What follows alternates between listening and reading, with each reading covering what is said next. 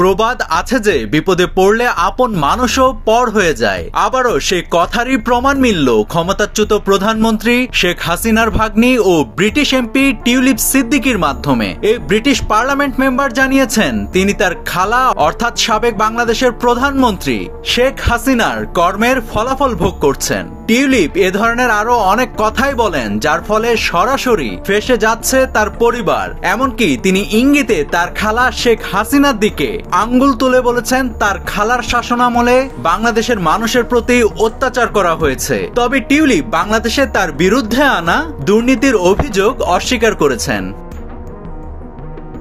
বাংলাদেশি কর্তৃপক্ষের অভিযোগ, সাবেক প্রধানমন্ত্রী শেখ হাসিনার ভাগ্নি হিসেবে প্রভাব খাটিয়ে টিউলিপ মায়ের, ভাইয়ের ও বোনের জন্য ঢাকার পূর্বাঞ্চলে একটি জমি নিশ্চিত করেছেন। তবে এই অভিযোগ সহ তার বিরুদ্ধে আনা সকল ধরনের দুর্নীতির অভিযোগকে সম্পূর্ণ ভিত্তিহীন বলে আখ্যায়িত করেছেন টিউলিপ। দ্য গার্ডিয়ানে দেওয়া এক সাক্ষাৎকারে তিনি বলেন, এই সমস্ত অভিযোগের মূলে রয়েছে বাংলাদেশের অভ্যন্তরীণ রাজনৈতিক দ্বন্দ্ব। তিনি নিজেকে রাজনৈতিক দ্বন্দ্বের বলির পাঠা হিসেবে আখ্যায়িত করেছেন। তিনি আরো বলেন, সত্যটা হলো মোহাম্মদ ইউনূস ও আমার খালা শেখ হাসিনার মধ্যকার দ্বন্দ্বের কারণে আমি পার্শ্ব ক্ষতির শিকার হচ্ছি। টিউলিপ জানান, গত সপ্তাহে তিনি জানতে পারেন তার বিরুদ্ধে মামলা করা হয়েছে। আগামী 11ই আগস্ট তার বিরুদ্ধে শুনানি হওয়ার কথা থাকলেও তিনি এখনো জানেন না তার বিরুদ্ধে ঠিক কি অভিযোগ আনা হয়েছে। তিনি এই পরিস্থিতিকে একটি ভয়ঙ্কর দুঃস্বপ্ন বলে বর্ণনা করেছেন। এদিকে বাংলাদেশ কর্তৃপক্ষ জানিয়েছে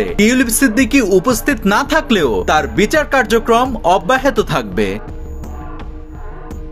2024 সালের জুলাইয়ে শেখ হাসিনার সরকার ক্ষমতা হারানোর পর এই অভিযোগগুলো সামনে আসে। টিউলিপ বলেন, তিনি তার খালাকে রক্ষা করার জন্য কিছুই বলছেন না। তিনি চান বাংলাদেশের জনগণ তাদের চাওয়া অনুযায়ী বিচার পাক। এদিকে 2013 সালে তার খালা ও রুশ প্রেসিডেন্ট ভ্লাদিমির পুতিনের সঙ্গে একটি ছবি প্রকাশিত হওয়ার পর টিউলিপের বিরুদ্ধে দুর্নীতির অভিযোগ ওঠে। তিনি বলেন, তখন তিনি কেবল পারিবারিক সফরে মস্কোতে ছিলেন ও কোনো রাজনৈতিক বিষয়ে জড়িত ছিলেন না। টিউলিপের দাবি, আমি কেবল একটি বড় রাজনৈতিক ঝামেলার শিকার। বাংলাদেশে যারা ভুল করেছে তাদের শাস্তি হওয়া উচিত, কিন্তু আমি তাদের একজন নয়।